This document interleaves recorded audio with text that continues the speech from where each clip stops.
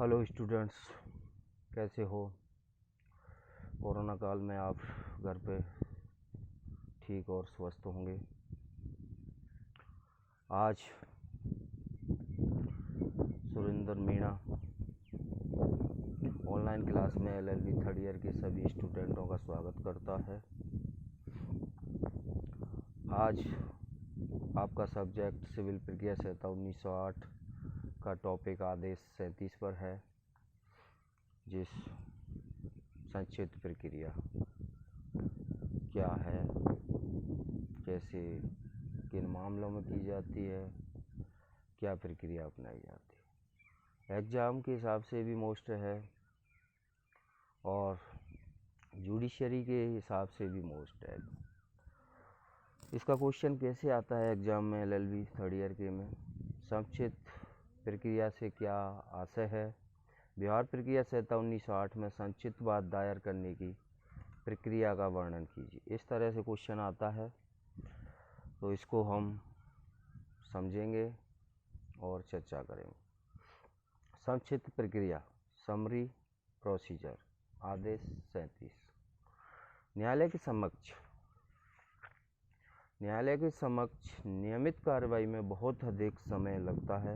अतः इस समस्या से बचने के लिए संहिता के आदेश 37 में संक्षिप्त प्रक्रिया का उल्लेख किया गया है, जिसके अनुसार जहां वादी का मामला निश्चित एवं छोटा है, वहां न्यायालय ऐसे मामलों में संक्षिप्त प्रक्रिया को अपनाकर निर्णय सुना सकता है। सामान्यतः धन वसूली के मामलों में निश्चित एवं छोटे होते हैं। अतः ऐसे मामलों का निपटारा न्यायालय द्वारा आदेश 37 के अंतर्गत संक्षिप्त प्रक्रिया अपनाकर किया जा सकता है। तो आदेश 37 में इसको डिवाइड किया है रूल 1 में और नियम 2 से 7 तक।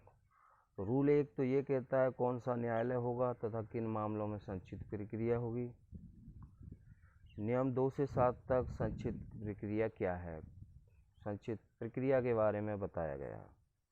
तो नियम 1 कहता है वे न्यायालय तथा वाद जिन्हें यह आदेश लागू होता है उनमें सुना जाएगा। नियम 2 क्या कहता है, संक्षिप्त वादों का संक्षिप्त किया जाना। इस नियम के अनुसार नंबर 1, जहां वादी इस आदेश के अधीन वाद चलाना चाहता है, वहां उसे इस आशय का विनिर्दिष्ट कथन करना होगा तथा वादपत्र के शीर्षक में आदेश 37 लिखना होगा। यानी कि शीर्षक में वादपत्र के में आदेश 37 लिखना होगा। नंबर 2, जहां वादी इस आदेश के अधीन वाद संस्थित कर देता है, वहां न्यायालय प्रतिवादी की उपस्थिति हेतु समन निकालेगा तथा समन की तामील कराएगा। समन परिशिष्ट बी के फॉर्म नंबर 4 के अनुसार निकाला जाएगा। नंबर 3, प्रतिवादी को प्रतिरक्षा हेतु न्यायालय में उपस्थित होना होगा। यदि प्रतिवादी उपस्थित नहीं होता है तो न्यायालय यह अवधारणा करेगा कि उसने वादी के दावे को स्वीकार कर लिया है। अतः ऐसी दशा में वादी समन में विनिर्दिष्ट राशि तक और खर्चे एवं ब्याज सहित डिग्री प्राप्त करने का हकदार होगा। अगला पॉइंट है, जहां न्यायालय प्रतिवादी की अनुपस्थिति के आधार पर डिग्री पारित कर देता है, वहां ऐसी डिग्री तुरंत निष्पादित की जा सकेगी। अब आता है नियम 3। नियम 3 क्या कहता है, प्रतिवादी की उपस्थिति के लिए प्रक्रिया।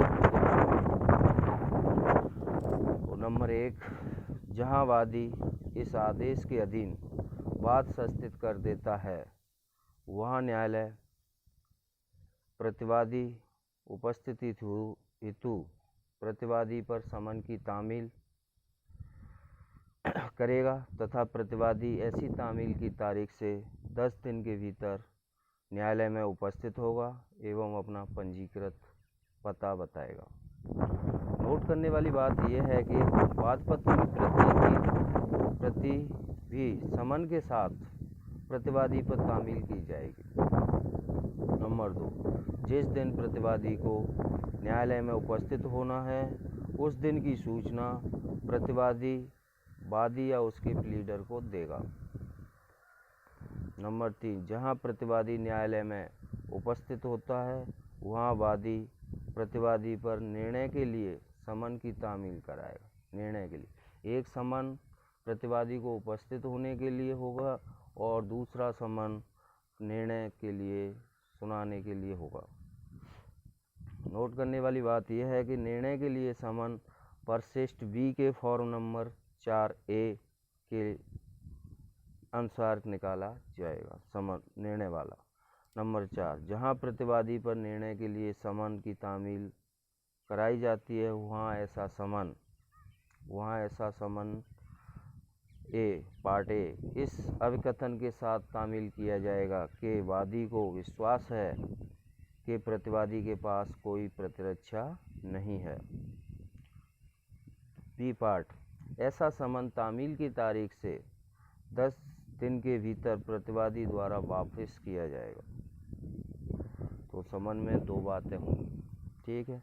नंबर 5, जब प्रतिवादी प्रतिरक्षा करना चाहता है वहाँ न्यायालय उसे इजाज़त दे भी सकता है और नहीं भी। ये न्यायालय का विवेकाधिकार है। जहाँ न्यायालय प्रतिवादी को प्रतिरक्षा करने की इजाज़त नहीं देता है वहाँ वादी तुरंत निर्णय प्राप्त करने का हकदार होगा। जहाँ न्यायालय प्रतिवादी को इजाज़त दे देता है वहाँ न्यायालय प्रतिवादी को यह आदेश दे सकता है कि वह विवादित राशि न्यायालय में जमा कराए।